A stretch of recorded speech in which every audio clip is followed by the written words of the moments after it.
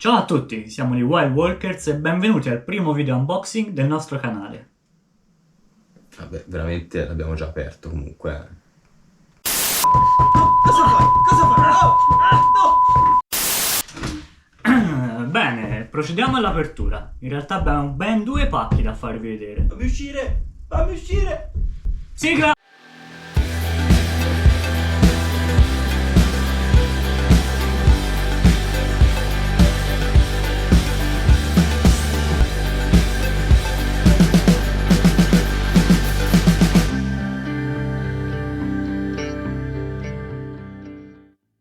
Eccoci qui, a parte scherzi, oggi vogliamo mostrarvi il nostro ultimo acquisto. Si tratta di un drone, il DJI Mini 3 Pro. Ovviamente la versione con il telecomando RC. Questo oggetto darà sicuramente una marcia in più ai nostri video, ma vediamo nel dettaglio cosa contiene la confezione. Come vedete, la confezione si presenta abbastanza piccola e compatta e al suo interno troviamo subito il nostro drone. Avvolto in un sacchettino protettivo, ha già all'interno la batteria intelligente, di cui poi parleremo nel dettaglio. Sotto al drone troviamo il telecomando RC, la versione con lo schermo incorporato, per cui non c'è bisogno del telefono per manovrarlo. Sul fondo della confezione abbiamo un cavetto con doppia uscita USB tipo C e questa scatolina che contiene le eliche di ricambio, un piccolo cacciavite per cambiare le eliche e i vari manuali di istruzioni. Ed ecco invece il nostro secondo acquisto. Un kit che contiene un sacco di oggetti utili che ci permettono di aumentare notevolmente l'autonomia di volo del nostro piccolo drone. Al suo interno una borsa molto comoda che ci permette di trasportare sia il drone che tutti gli accessori che questo kit contiene. La prima cosa che notiamo è una dock station con ben due batterie extra e dentro questa tasca troviamo un cavo USB tipo A tipo C e due set di eliche di ricambio.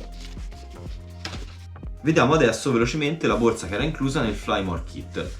È molto piccola e compatta a differenza di altre in circolazione, quindi abbiamo optato per questa qui. Il volume al suo interno ci permette di portare tutte queste cose. Abbiamo provato anche a metterla nei nostri zaini da trekking con un ottimo risultato. È ovviamente ben imbottita, le zip sembrano di buona fattura e dentro ha i classici separatori che permettono di organizzare tutto il materiale al meglio. Ma la vera chicca del Flymore Kit è la stazione di ricarica, dotata di due batterie ulteriori che permettono di triplicare il tempo dei nostri voli. Inoltre, inserendo le batterie, questa stazione di ricarica può fungere anche da powerbank. E questo è tutto ciò che contenevano i pacchi. Avrebbe fatto comodo anche uno spinotto per la ricarica, che noi abbiamo dovuto procurarci separatamente. Questo è quello ufficiale DJI da 30 watt per la ricarica rapida. Andrebbe bene anche uno normale, basta che abbia l'ingresso USB di tipo C.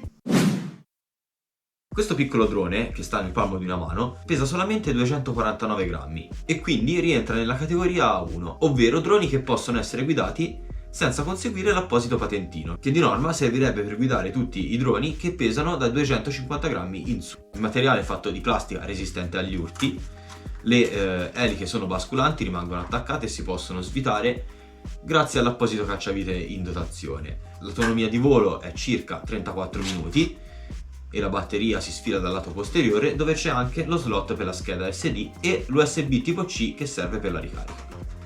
Durante la fase di volo è necessario rimuovere la parte frontale per lasciare libera la fotocamera anteriore. Il drone dispone di sensori inferiori, frontali e posteriori.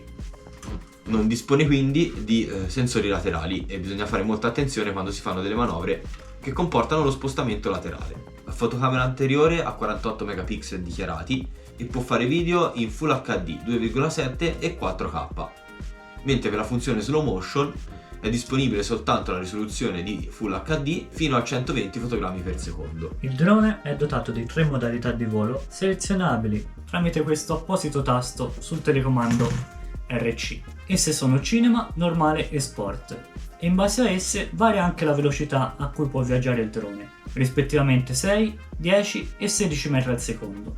La modalità sport, come si intuisce dal nome, è quella più dinamica, ma bisogna anche fare attenzione perché in essa i sensori sono disattivati e quindi è più facile rischiare di andare incontro agli ostacoli.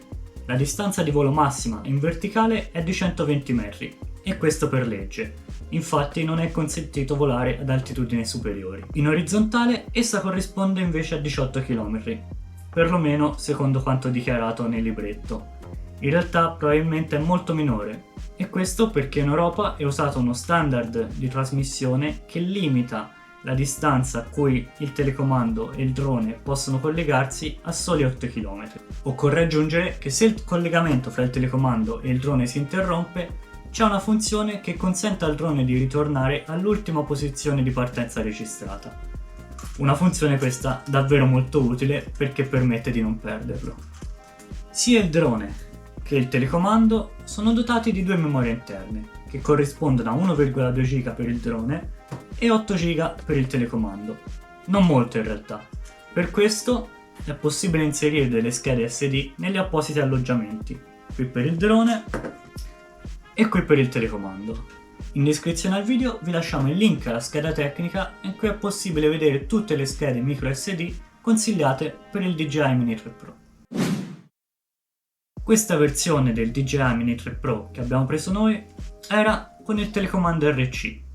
C'era anche una versione con il telecomando RCN1 che non è dotato di schermo e quindi è necessario usare i telefoni cellulari. Abbiamo fatto questa scelta, anche se lievemente più costosa, in quanto volevamo un dispositivo dedicato al controllo del drone, senza doverci appunto perdere tempo in collegare e scollegare il telefono. Il telecomando RC è poco più pesante del drone, ma molto compatto, quindi facile da portare, e una particolarità che ci è piaciuta è che le levette di comando possono essere svitate e riposte nell'apposito scomparto sul retro, così da occupare meno spazio.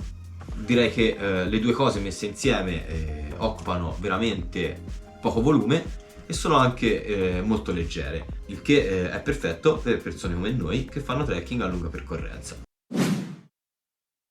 È necessario anche spendere 2 parole per parlare di quello che bisogna fare per poter volare in sicurezza con un drone di questo tipo.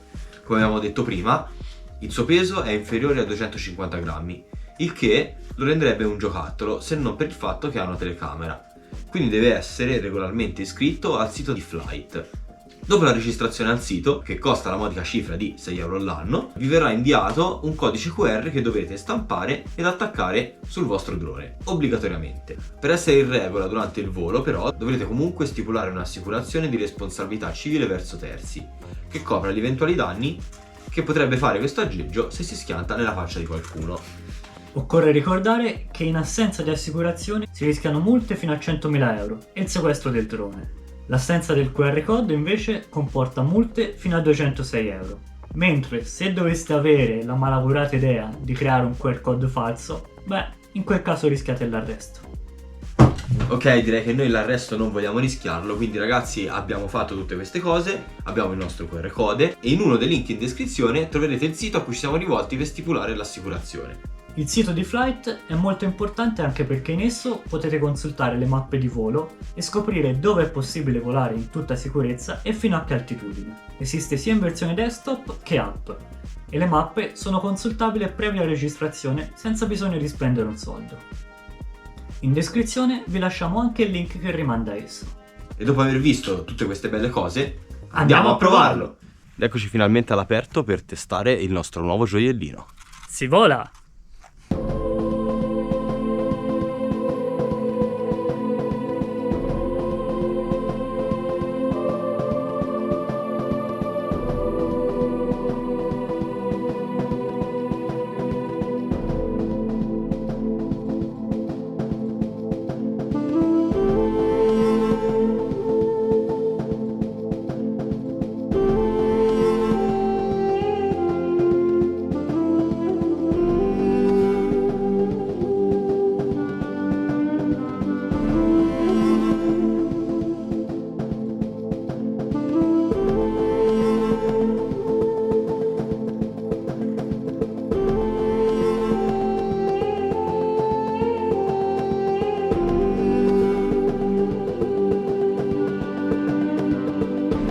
Fateci sapere se avete già il DJI Mini 3 Pro, se l'avete provato, cosa ne pensate o se pensate di prenderlo anche voi.